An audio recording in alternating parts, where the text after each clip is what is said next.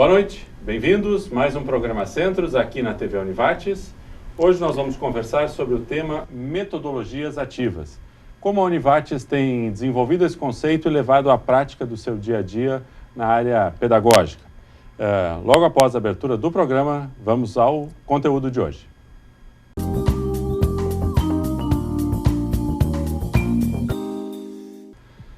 Metodologias ativas é o nosso tema de hoje. Conosco, para desenvolver esse conceito, essa ideia, essa prática aqui da Univates, professora Daiane da Rosa, que é coordenadora do Núcleo de Apoio Pedagógico, o NAP, professor Luiz Antônio Schneiders, que é coordenador do curso de redes de computadores e um usuário contumaz aí das metodologias ativas, e também os professores Maurício Teixeira, coordenador do curso de odontologia, e a professora Maria Isabel Lopes, que é coordenadora adjunta e pedagógica do curso de medicina. Boa noite, obrigado pela presença. Boa noite. Boa noite.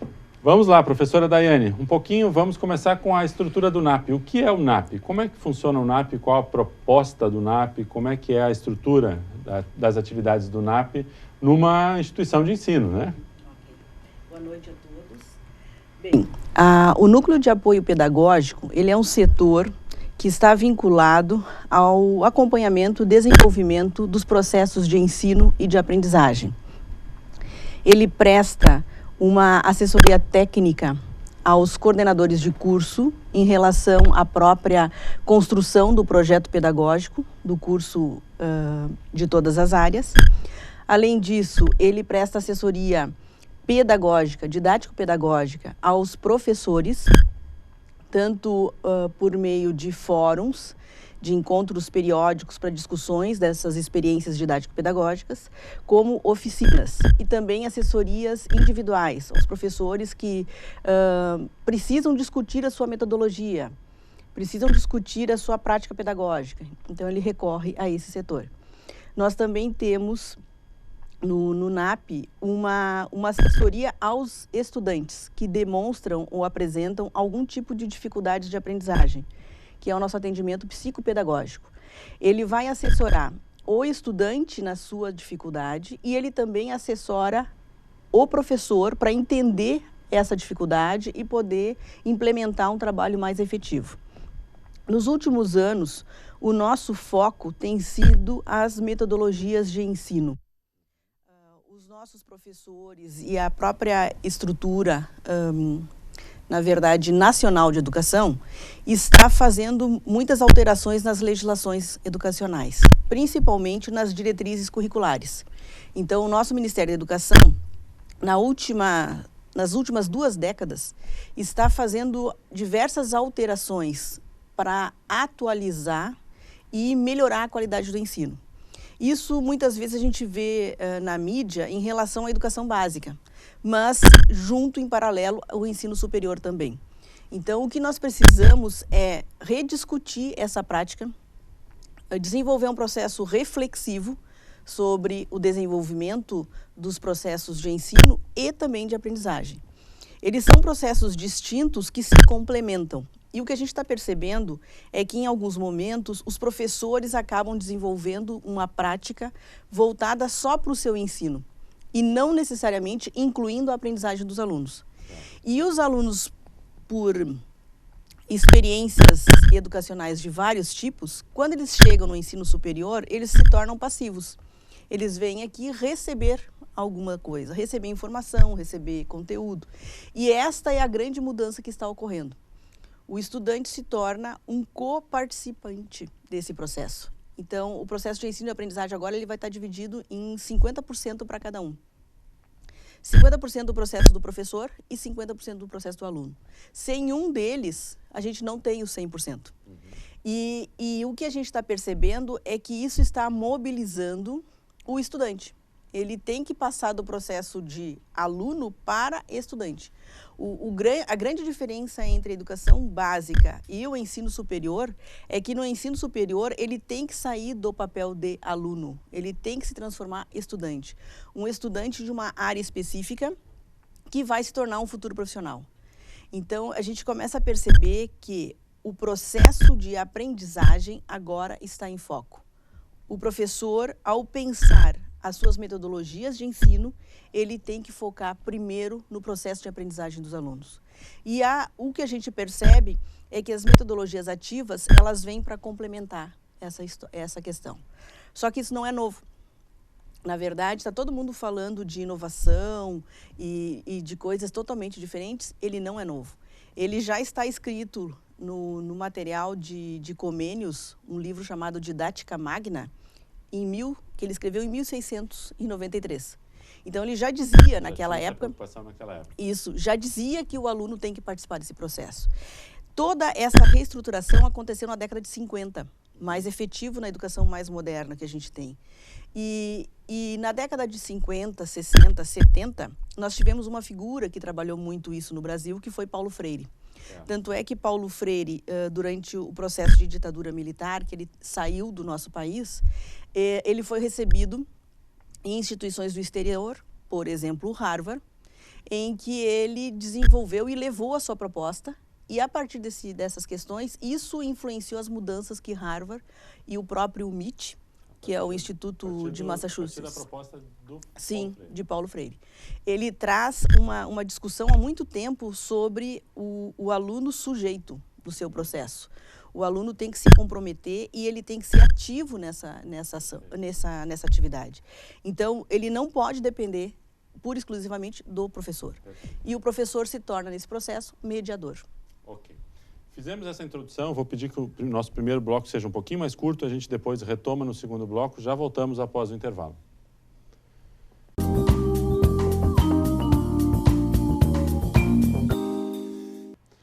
Segundo bloco do nosso programa Centros de hoje, então estamos falando sobre metodologias ativas. Conosco aqui, professora Daiane da Rosa, coordenadora do NAP, que é o Núcleo de Apoio Pedagógico. Também professor Luiz Antônio Schneiders, coordenador do curso de Redes de Computadores.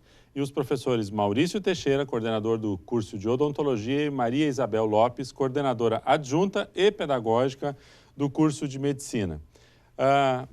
Antes de aprofundar um pouquinho com a professora Daiane, vamos aí para uma rodada complementar. Professor, o senhor tem uma prática, já tem até uma certa experiência na casa, um envolvimento nessas ações.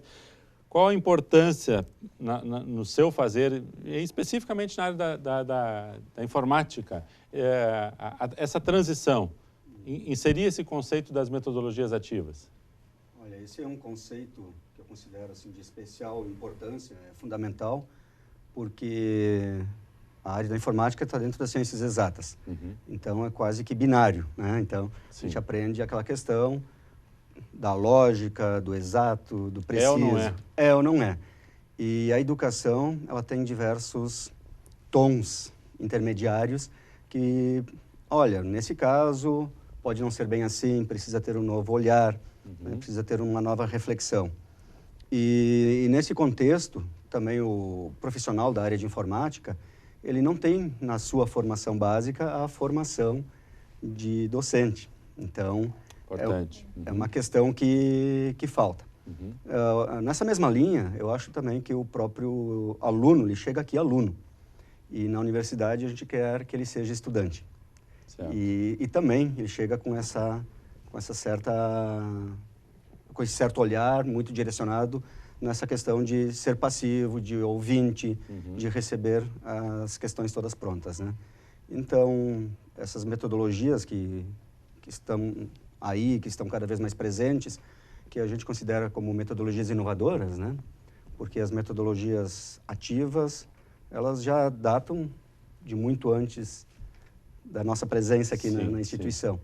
Então, essas metodologias inovadoras, hoje, elas buscam estabelecer uma relação de participação tanto do aluno quanto do estudante no processo, ou nos processos de ensino e de aprendizagem. Então, repetindo a fala da professora Daiane, dando responsabilidades para cada um dos agentes. Então, o aluno, ao se transformar em estudante, ele é agente do processo de aprendizagem. Sim. Que sem ele executar essa sua ação, por isso do ativo, o aprendizado ele não se torna, muitas vezes, significativo.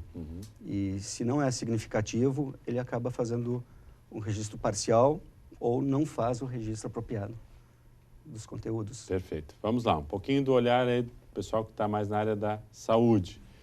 Professor Maurício. Eu acho que na área da saúde, as metodologias ativas e inovadoras, como o professor Luiz traz, já tem um desenvolvimento um pouco mais adiantado, digamos assim, né? E já está mais incorporado no fazer acadêmico. No Brasil, isso já tem a data que a professora Daiane traz lá desde os anos 50. No Brasil, na questão da saúde, já tem um desenvolvimento um pouco mais avançado com relação a isso, né?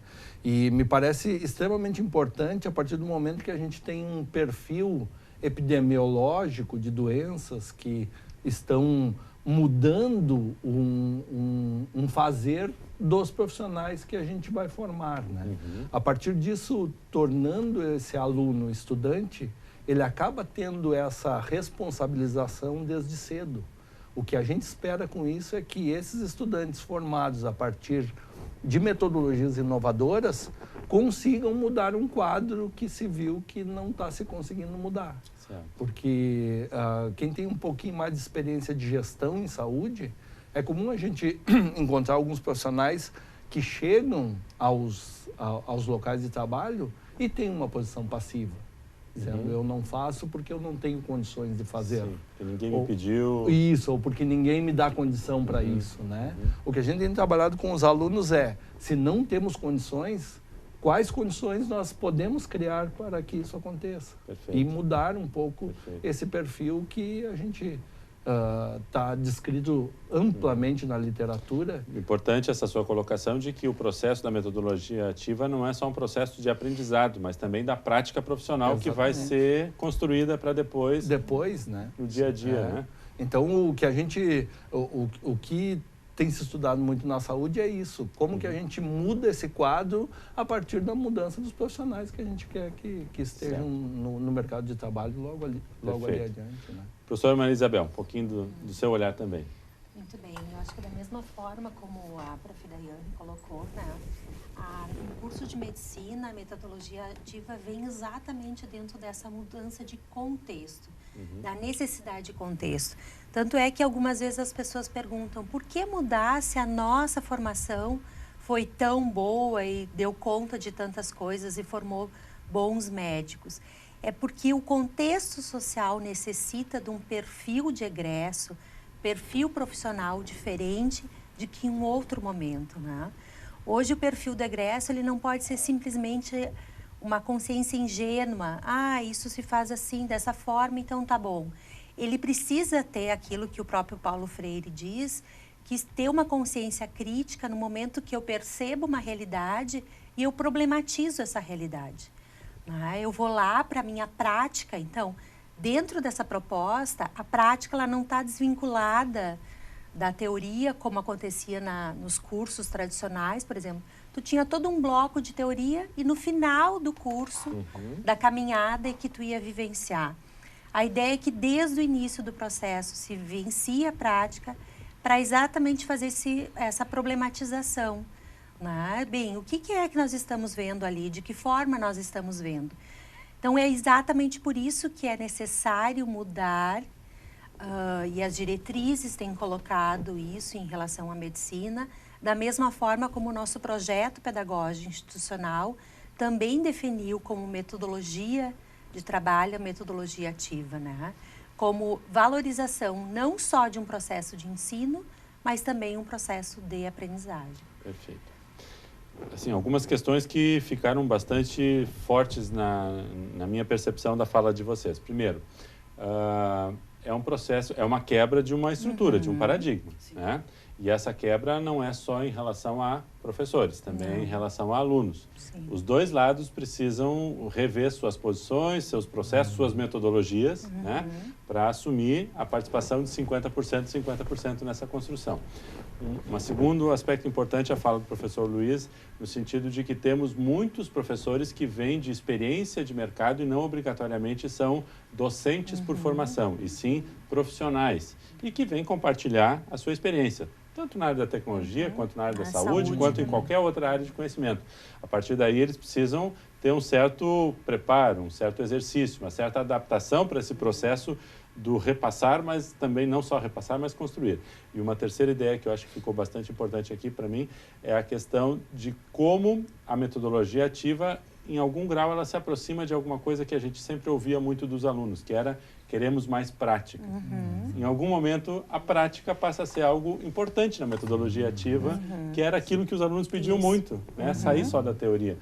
Por favor, alguns comentários a respeito dessas 3 ideias que a gente pudesse dar uma aprofundada aí. Bem, nessa questão da formação dos profissionais para a área do ensino, então nós temos diversos bacharéis que se constituem, então, docentes numa instituição de ensino superior, e a partir da LDB de 96, a instituição de ensino que recebe esse profissional, ela tem que se responsabilizar pela formação didático-pedagógica dele. Então, alguns dos profissionais já vêm com o seu curso de pós-graduação com algumas experiências. Certo. Mas muitas vezes a gente recebe professores novos nessa área. E o que a gente tenta deixar claro nos nossos cursos de formação é que as habilidades para a docência são diferentes das habilidades necessárias que ele desenvolveu na sua área profissional. E esse processo, em alguns momentos, fica difícil de se discutir. Muitas vezes, pela experiência dele como aluno, ele teve um excelente orador como professor. Então, ele quer desenvolver a mesma prática. Então, se funcionou para ele como aluno, ele vai reproduzir isso. Certo. Então, o nosso papel no núcleo de apoio pedagógico é trazer essa questão da problematização. É problematizar essa forma de ensino e também trazer para o professor ele começar a refletir sobre como os seus alunos estão aprendendo. E se os alunos não estão aprendendo, ou se estão, de que forma isso está colaborando ou não para ele aprender mais e melhor. E em relação ao que o professor Maurício trouxe da experiência da prática, a nossa necessidade atual, e isso está sendo discutido no mundo inteiro, é que nós precisamos de um profissional mais ativo, mais atuante, mais proativo e que saiba resolver problemas. Nós não precisamos de pessoas que mais apenas identifiquem os problemas. Então, a minha parte foi feita. Ele precisa identificar e já pensar em soluções. E, de preferência, já colocá-las em prática. Então, na verdade, nós temos uma mudança muito grande de habilidades cognitivas, procedimentais e atitudinais. Então, nós precisamos de um profissional com outras atitudes perante o conhecimento, perante a sua área de estudo e perante a realidade. Ótimo. Acho que temos aí uma boa linha. Na área da informática, isso já colocaste, né? Quer dizer, a questão não é tão racional, mas o problema está posto. As opções, as alternativas são muitas, e tomar as decisões talvez seja esse o que se pode desenvolver, né? A gente vai também desenvolvendo habilidades, como a professora falou, Claro. E uma das habilidades é identificar em sala de aula ou no processo de ensino, nos processos de ensino-aprendizagem o objetivo da aprendizagem. Né? Então, a partir do momento que o objetivo da aprendizagem está identificado, podemos buscar métodos inovadores, métodos de ensino que estejam mais conectados com a realidade do nosso estudante e com a realidade do nosso mercado aí fora, que vai empregar esse estudante logo mais, né? Sim. O que vai dar condições de empregabilidade a ele. E para completar este quadro, então, a partir do objetivo de aprendizagem, métodos inovadores, nós temos também as tecnologias, né? Que nós consideramos também a questão aqui posta à tecnologia educacional, Sim. que não necessariamente é TI, né? Sim, Embora sim. hoje a TI esteja Na frente, né? na frente, assim, com os holofotes todos voltados a ela, mas não é apenas isso. Então, a gente acredita sempre que é uma concepção combinada. O objetivo da aprendizagem, os métodos que vão tratar e vão explorar as possibilidades daquele objetivo de aprendizagem e as tecnologias que vão, então, apoiar ou vão potencializar aquele método para que os objetivos sejam realmente atingidos. E há uma especificidade também das áreas, né? Que a gente Sim. vai ter que sempre ter um certo olhar. Por exemplo, eu imagino que na área da informática muita gente chegue já com uma certa experiência, com uma certa bagagem e está lá já vindo com até seus vícios também. E aí, se não tiver um olhar mais aplicado, acaba não tendo essa troca tão efetiva, né? E também aquela questão falsa de uma percepção de aprendizado. Eu uso rede de computador na minha casa, então eu sei redes. Certo. Então isso também acontece. Eu tenho para saber, eu já sei. Já sei. Mas aí eu acho que tem um aspecto extremamente importante, que é, independente da área, todo aluno vem com esse conhecimento prévio, esse saber prévio. Sim. O que interessa dentro do processo de aprendizagem é essa mudança desse saber prévio, né? E acomodação e assimilação de um novo saber. E daí sim, embasado, pautado, cientificamente postulado. Porque essa é a questão. Nós temos que exatamente considerar o saber prévio desse aluno, né? Problematizando esse saber e podendo colocar novos conhecimentos, porque daí se faz. Não é negando o saber prévio do aluno, né? Vocês não sabem nada e nós vamos aprender a partir de agora.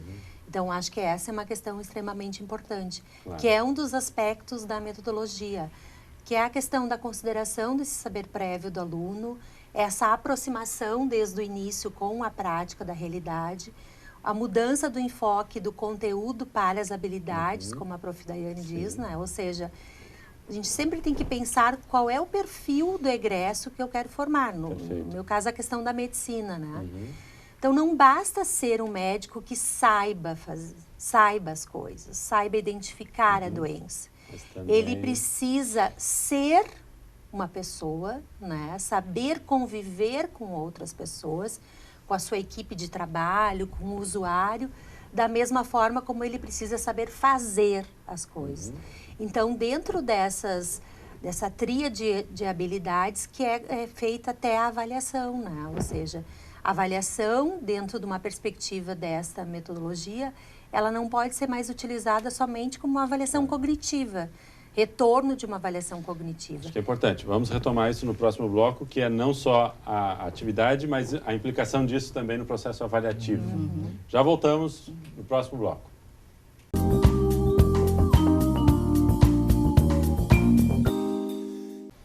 Terceiro bloco do nosso programa Centros de hoje, estamos falando sobre metodologias ativas. A professora Maria Isabel comentava no final do segundo bloco sobre o como implica e qual a implicação da questão avaliação também. Se o processo de construção do conhecimento mudou, o processo de avaliação também tem a sua nova adequação. Sim. Um pouquinho como é que isso fica hoje nesse contexto todo e na Univates especificamente, professora?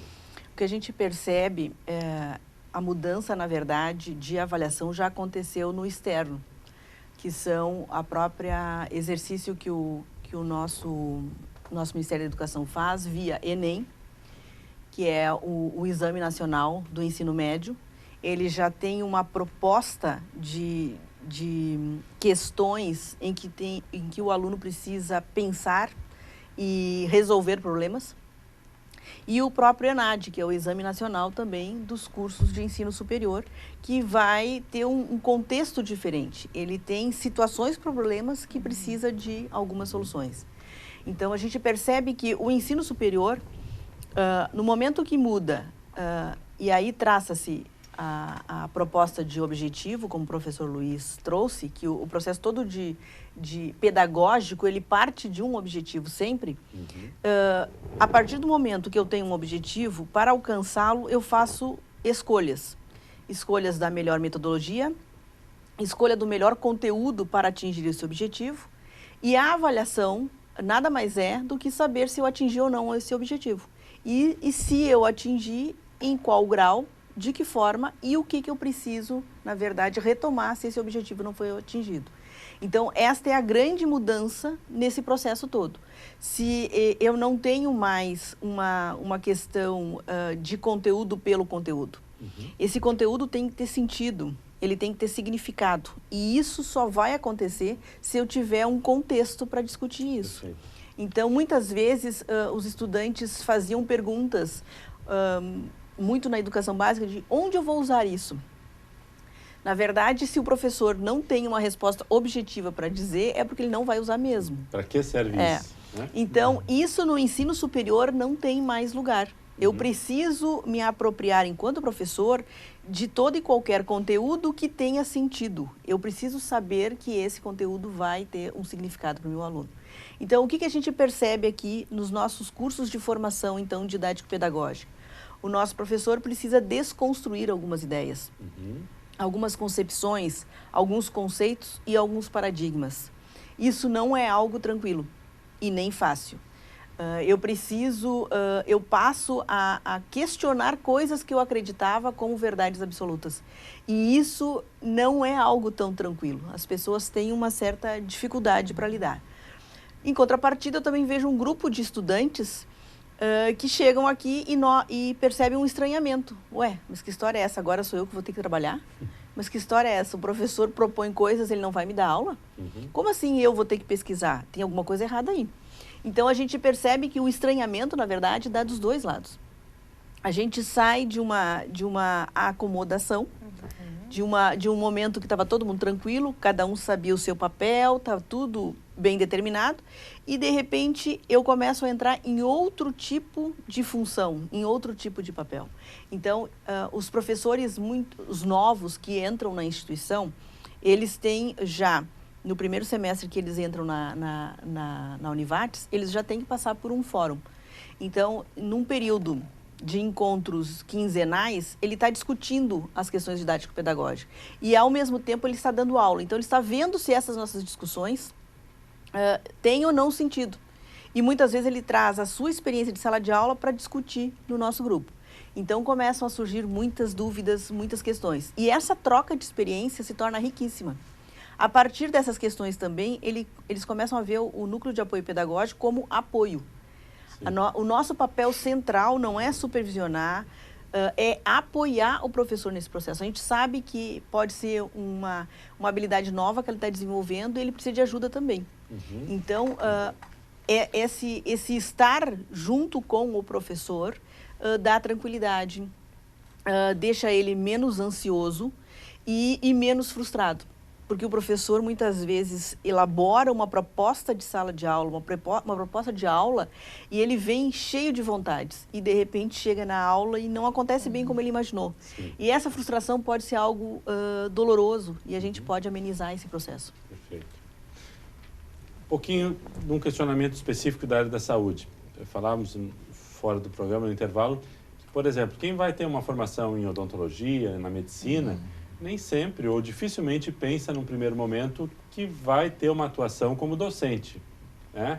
Mas acontece, né? Chega lá na sua prática profissional e descobre que surge uma oportunidade, e descobre que gosta, mas isso requer uma certa transição. E talvez a palavra-chave nessa transição seja metodologia e pedagogia do processo. Né? Uma coisa é saber fazer, outra coisa é passar adiante ou transformar isso num processo de transformação. Como é que fica isso para quem coordena esse processo? Historicamente, na saúde,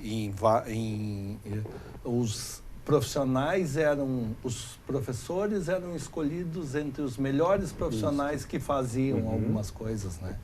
E muitas vezes eu tenho acompanhado os meus professores, porque um curso novo e a gente tem aí, estamos no segundo semestre, né? E tenho acompanhado o desenvolvimento deles, assim. E é bem o que a Daiane falou, assim, eles vêm com uma proposição, dizem, olha, Maurício, eu fiz uma atividade muito legal e às vezes chega lá e essa atividade não tem o efeito que eles gostariam. Sim. Volta e meia eles me dizem assim, se eu tivesse tido oportunidade de uma atividade desse tipo na minha graduação. E a pergunta que a gente sempre se faz em grupo é, será que a gente está conseguindo atingir os estudantes da forma como a gente pensa anteriormente, né? Claro. O que a gente tem pensado? Me parece, no curso de odonto especificamente, que a gente tem uma facilidade porque os professores compraram a ideia das metodologias ativas. Eles têm se experimentado nisso e forçado, não diria forçado, ajudar os estudantes a também se experimentarem nisso, né? Mas é um processo muito doloroso, como a professora Daiane traz. É uma assim. transição. Mas, ao mesmo tempo, tem um resultado muito interessante. A gente tem... os estudantes do curso são extremamente críticos. A gente vê os do segundo semestre já vêm conversar conosco numa outra postura, numa postura de proposição mesmo, não só de indagação, e sim, bom, como que a gente consegue construir isso junto, né? Me parece que no caso da odontologia a gente teve uma decisão acertada, que foi de colocar os alunos diretamente na CURES no primeiro semestre. Certo. Então eles vão Já para... no primeiro. Isso, eles vão para a ação, vêm para a sala de aula para a reflexão e voltam para a ação, que é um dos outros pilares das metodologias inovadoras, né? Perfeito. A partir disso, eles estão vivenciando coisas lá na CURES e estudando em sala de aula. E a partir disso, como que essas coisas se desenvolvem a partir disso, né? A gente brinca muito, por exemplo, agora alguns alunos estão terminando lá um projeto para propor para uma escola. Um projeto de promoção de saúde na escola, de escovação. Quando eu me formei, esse projeto já estava pronto. A gente ia lá só fazer a escovação, nem sabia do que estava... Metodologia ou propósito. O que acontecia por trás. E os nossos estudantes estão planejando isso. Então, na sexta-feira, eles têm uma reunião com a secretária de Educação do município para apresentar o projeto. Que é uma coisa que... na graduação, isso é uma coisa que só as metodologias inovadoras podem propor, né? E a gente tem uma preocupação também no sentido de que, a partir do momento que o curso vai se desenvolvendo um pouco mais, como acolher esses novos professores e como fazer com que eles possam se experimentar de uma forma menos dolorosa possível, né? Eu acho que... Então é importante salientar isso, que a experimentação é inevitável que haja, em algum momento, algum tipo de frustração, porque a experimentação, isso faz parte do processo. Faz parte do processo. Tu não vai acertar sempre. Exatamente. E às vezes tu vai ter prazeres enormes, tu vai ter acertos grandiosíssimos, mas tu também vai ter momentos de aprendizado. Talvez o aprendizado seja muito maior na frustração do que no acerto. Né? E para eles que não experimentaram isso como estudantes, é muito complicado tu fazer uma coisa de... Então a gente começa a pensar, bom, o que não deu certo lá na minha formação que eu tenho que fazer diferente. E que né? possa no semestre seguinte gerar outra ação, uma revisão, e aí vira um processo. Né? Nessa ideia de 50%, uma das coisas que acaba entrando em choque para o professor é que se eu sou professora há algum tempo numa mesma disciplina, eu já tenho uma ideia de como eu vou trabalhar essa disciplina. E eu venho para uma primeira turma e algumas coisas funcionam, outras nem tanto. Na segunda turma, eu automaticamente vou fazer só aquilo que funcionou anteriormente. Só que eu não me dou conta que a turma é outra. Então, é um outro grupo de pessoas. E por ser um outro grupo de pessoas, vai me exigir, de novo, parar para pensar, mesmo que seja a mesma disciplina. Sim. Os conteúdos são os mesmos, os meus usos de experienciações são as mesmas, porém, eu preciso considerar que são outros grupos. Então, muitas vezes, a gente fica tão envolvido com a nossa área do conhecimento, e nós, professores, temos um ego um pouco grande, no sentido de achar que é só a minha disciplina que é a mais importante, o meu conteúdo é o melhor de todos. E a gente, muitas vezes, não se dá conta que o estudante é outra pessoa. Ele está vindo de outra realidade, ele tem outros conhecimentos prévios, ele vai ter ou não aproximações com essa área. Então, isso também é interessante de ver nesse processo de frustração. E a frustração é algo que a gente vê em alguns momentos como ruim. A nossa sociedade está vendo a frustração como algo ruim, mas a gente sabe que é através disso que eu preciso aprender. Então, eu não aprendo só com os acertos, eu aprendo com os erros também. Então, voltando à questão da avaliação, a avaliação muda de configuração. O erro não é algo ruim, o erro é uma tentativa. E eu preciso analisar essa tentativa para refazer ou repensar a minha nova tentativa e assim sucessivamente. Nesse sentido, eu acho que ter a linha do tempo, nós temos uma linha do tempo que trabalhamos junto com os estudantes, né? Então, por um período. Nesse período, a gente parte de uma realidade. professor na sua realidade, estudante, cada um dos estudantes traz uma realidade consigo. Alguns preconceitos e os conhecimentos prévios. Ambos vão contribuir para esta caminhada nesta linha de tempo que é uma realidade agora não mais individualizada e sim do grupo que está trabalhando junto. Então, com as construções que são estabelecidas nesse período, nessa linha de tempo, com base nessa realidade comum, objetiva-se, lá na frente, a mudança dessa realidade. Sim. Que eu consiga evoluir conteúdos, conceitos, experiências, e aí sim gerar uma aprendizagem significativa, né? Que aquilo produza significativa. Transformação. Uma transformação, um significado para a minha vida, para a minha profissão. E é fácil a gente perceber isso quando a gente se pergunta coisas do tipo, quais são as tuas melhores lembranças? Claro. São aquelas que modificaram as experiências ou a vida da gente em algum momento. Que impactaram, que fizeram sentido. Né? As outras, a gente até pode lembrar com esforço de memória, mas acabam sendo bem mais complexas, né? Então, acho que isso também impacta na questão da avaliação. O quanto eu mudei nessa linha de tempo, né, a minha realidade, tanto profissional quanto pessoal. Então, acho que isso também precisa ser considerado na avaliação, e isso que se busca com essas metodologias inovadoras e também com as tecnologias que as apoiam, né? Perfeito. Ok. Fechamos nosso terceiro bloco, já voltamos para mais algumas ideias e o fechamento desse conceito. Logo após o intervalo.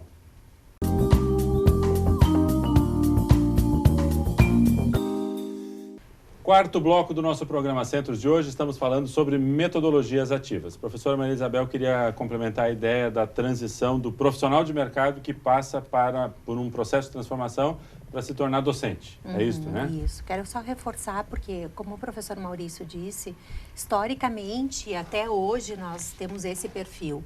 No caso da medicina, o médico que é um bom médico e que está fazendo um bom trabalho e que é convidado a ser professor. Daqui a pouco é um bom pesquisador, Exatamente. Tem uma boa produção. No entanto, se nós olharmos para as próprias diretrizes hoje, uma das competências consideradas na medicina é a educação em saúde. E esse perfil da educação em saúde, essa competência, se quer também fazer com que esse aluno, desde o início do curso, seja alguém que também possa ser um futuro professor. Que não pense só na medicina como assistência, mas também pense na medicina como docência. E como é que nós vamos fazer isso, né? Para que a gente consiga criar algumas habilidades que são necessárias ao docente, que são diferentes habilidades que não são necessárias ao profissional médico da assistência. Que é a ideia, por exemplo, de toda a formação, no momento em que ele precisa participar de monitorias, que ele tem oportunidade de pesquisar junto com o professor, de que ele tem participar de eventos junto com os professores. Então, entra toda essa relação ensino, pesquisa e extensão, que cada vez mais exige da universidade essa aproximação. E essa aproximação faz com que o perfil do egresso não seja aquele só voltado para o mercado de atuação ali, mas também o mercado universitário que possa promover essa educação em saúde, né, o tempo inteiro. Então, no momento que eles têm que ir lá para a rede, para a atenção primária e promover ações de formação, ele também já está fazendo um papel de docente e de educador naquele momento, né? Então, tanto é que nós vemos, por exemplo, as pessoas que estão aqui e que buscaram a academia, o mestrado, o doutorado em medicina, além da medicina, tu pergunta para elas por que elas foram fazer esse caminho e elas trazem, não, porque na minha experiência, eu como monitor me vi, né, ou percebi essa função, essa habilidade da docência. Né? Então, porque é uma habilidade diferente. Sim. Ser docente não é a mesma coisa que ser advogado, que ser médico. É uma outra habilidade que requer, até mesmo nessa gestão de equipe, né? Que E são essa habilidades experiência que a necessárias. professora Maria Isabel coloca vem muito fortemente hoje na transição que os projetos políticos pedagógicos, por orientação do MEC, estão recebendo, de uma carga bem mais forte de extensão. Exatamente. Né? Para poder fazer essa experimentação, Porque a poder fazer ideia esse é reconhecimento. que esse aluno seja o futuro professor do curso. Mais do que isso, que ele desenvolva ações de educação permanente em saúde. Na sua área. Que tem uma ideia de mudança de realidade mesmo, que é aquela ideia inicial que eu trouxe da questão do perfil epidemiológico de doenças que a gente tem, necessitam de um outro profissional, com uma outra visão. Postura. Perfeito. Uma das ideias que o professor Luiz comentou, assim, a linha do tempo, né? Então, me vem à cabeça a questão de que naqueles 4 meses, 5 meses que a gente vai trabalhar com o aluno, o professor costuma fazer um planejamento. Temos um semestre de 18 encontros, eu organizo cada encontro. A partir do momento que eu trabalho com o conceito dessa metodologia ativa, eu também tenho que entender que não obrigatoriamente o meu planejamento vai sair 100% integralmente dentro daquilo.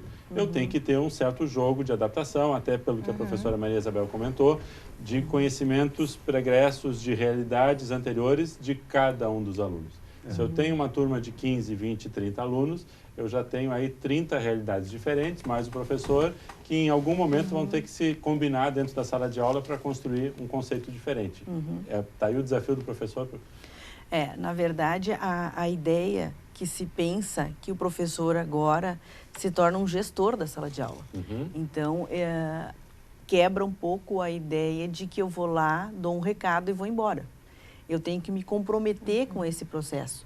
E muitas questões que eu planejo nem sempre dão muito certo como eu pensei. Então, eu preciso ter uma certa flexibilidade nesse meu planejamento. Eu preciso perceber e incluir o meu estudante nesse processo. Então, algumas coisas eu posso discutir com esse meu aluno. Coisas que antes parecia muito difícil ou inapropriada, agora se torna necessidade. Então, eu preciso trazer para esse meu grupo de alunos o objetivo dessa proposta de trabalho e, principalmente, eu preciso apresentar para ele lá no início do semestre que habilidades ele tem que desenvolver. E que ele tem esse tempo para desenvolver essas habilidades. São 18 encontros, são 9 encontros. Ele precisa saber que ele é que tem que desenvolver a habilidade. Eu estou ali para, então, mediar ou moderar esse processo. Então, isso muda muito a minha ideia de planejamento. Eu trago um planejamento, sim, mas eu tenho que saber que ele tem que ter uma certa flexibilidade. Então, isso faz com que a gente também revise principalmente a quantidade de conteúdos que eu venho trabalhar. Porque muitas vezes eu tinha que ocupar esses 18 encontros com 18 conteúdos diferentes. Certo. Agora não. Esse conteúdo tem que ter um significado, então eu preciso pensar bem quais desses conteúdos são a base para o estudante poder compreender essa área de conhecimento ou essa disciplina que eu vou trabalhar. Então, é uma mudança. Tudo, né? Muda Quer dizer, tudo. o objetivo não é passar 18 conteúdos. O objetivo é construir um significado na cabeça daquele estratégias, grupo. né? Planejamento. E pode acontecer, inclusive, né, professora? A superação do planejamento. Exato. Ações positivas além que vão além do que foi e- planejado. E isso, claro, requer avaliações ou algum estudo que seja feito durante a disciplina para identificar a evolução. Então, acontece nas turmas atualmente, por exemplo, que os alunos trazem produções deles como contribuição. E aquele conteúdo, então, já fica óbvio que não precisa mais ser trabalhado pelo professor. Sim. Ele já foi trabalhado pelo estudante, desenvolvido pelo estudante. Está absorvido aqui. Isso, e ele já traz como ele traz aquela proposta para dentro da sala de aula. Ok? Resolvido, vamos adiante, nova proposta, replaneja, Sim. reorganiza. E eu acho que a questão da dificuldade de avaliação, a avaliação é sempre uma questão muito polêmica e muito difícil da gente Sensível, chegar né? num denominador comum, né? Tá nisso. Como que eu avalio essa questão da construção da habilidade posterior consolidação da competência. Principalmente se a gente for tomar os conhecimentos prévios. Quer dizer, alguém com poucos conhecimentos prévios, que evoluiu muito, ou alguém com muitos conhecimentos prévios, que evoluiu pouco, Claro.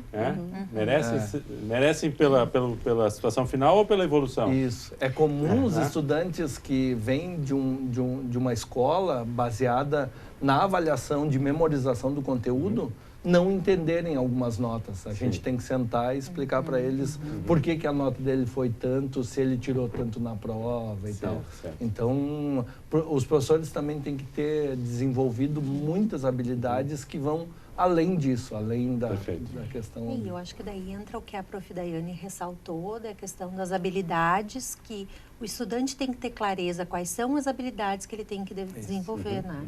Não só habilidades cognitivas, mas habilidades atitudinais e procedimentais também, que é o saber fazer. Então, no momento que o professor avalia, o que ele vai avaliar? Aquilo que ele colocou como habilidade, aonde ele queria que o aluno chegasse, que o aluno fosse capaz de fazer isso. Bem, então, eu vou ter que avaliar e para cada uma dessas habilidades, eu tenho que usar instrumentos diferentes, que daí entra... a questão de que um único instrumento não dá conta da avaliação de todas as habilidades que eu estou colocando ali, né? E muitas vezes a gente ouve dizer assim, bom, agora não tem mais conteúdo. Não, pelo contrário. O conteúdo ele está muito mais ressignificado e muito mais importante, porque para desenvolver aquela habilidade eu tenho que ter esses conteúdos bem delimitados. Ele está mais aberto, inclusive. Sim. Exatamente. E em relação à avaliação, além de instrumentos, eu preciso ter critérios claros.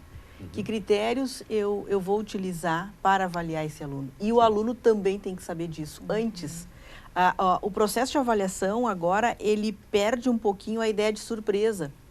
Ele tem que fazer parte do cotidiano, ele tem que ser discutido com os alunos também. O tipo de avaliação enquanto instrumento, os critérios e quais, ainda para complementar, que procedimentos eu utilizo para acompanhar o trabalho do aluno. Então, na verdade, vai exigir uma mudança muito grande de postura do professor. Sim. Até a sua fala comentava em algum momento, agora no bloco, de que o professor é o gestor. O professor passa a ser um gestor que tem que ter esse domínio do ambiente, das pessoas que compõem aquele ambiente, tentar fazer a melhor produtividade possível.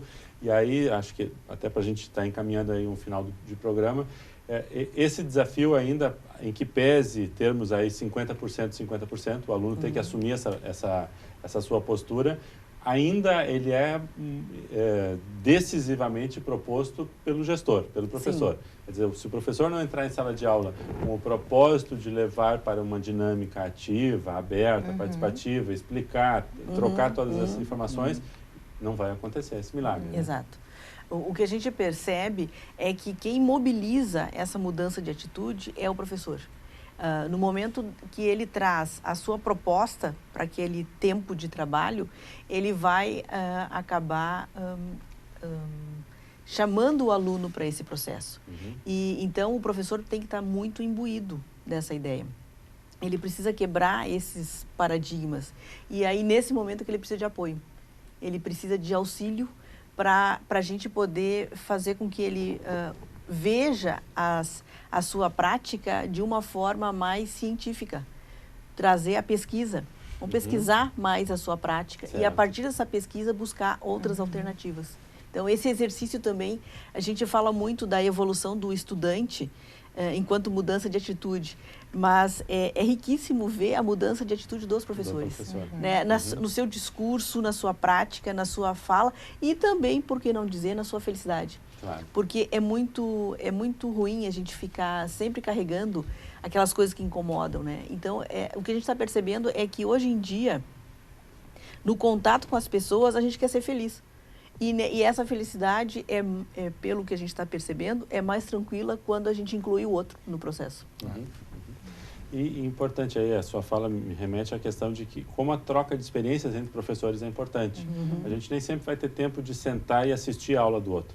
Mas fazer momentos de encontro, e o NAP propicia isso, onde eu possa contar o que eu fiz, qual foi a minha proposta, o que deu certo e o que não deu, e aí transformar isso numa experiência compartilhada. Isso aí, isso aí. Essa é a proposta. E essa experiência, ela é fantástica, ela é ótima, Porque eu, por experiência, eu passo de um sofredor lá em 2000 e alguma coisa, dentro da sala de aula, como docente, todas aquelas dificuldades e coisas que eu não dominava, e hoje com uma felicidade de ver alguns comentários de alunos, hoje estudantes, né, que contribuem, se tornam autores e colaboram no processo. Então isso é fantástico, é legal. Gente, é uma coisa assim que eu acho que... É o prazer que vai para muito além. Muito além. Exatamente. É isso aí. E que sinto-se todos convidados a participar disso, porque é legal, é muito bom. Muito bem, está feito aqui a colocação e está feito o desafio para quem está nos assistindo, você que é professor, você que é aluno, de assumir essa nova postura, porque estamos em novos momentos da nossa sociedade e novos momentos requerem novas posturas. Isso aí. Metodologia ativa, então, na veia. Ok. Isso aí. Ok, muito obrigado pela presença, pela companhia, você que nos assistiu hoje. Na próxima semana voltamos com um novo programa Centros aqui na TV Univates com um novo tema. Boa noite.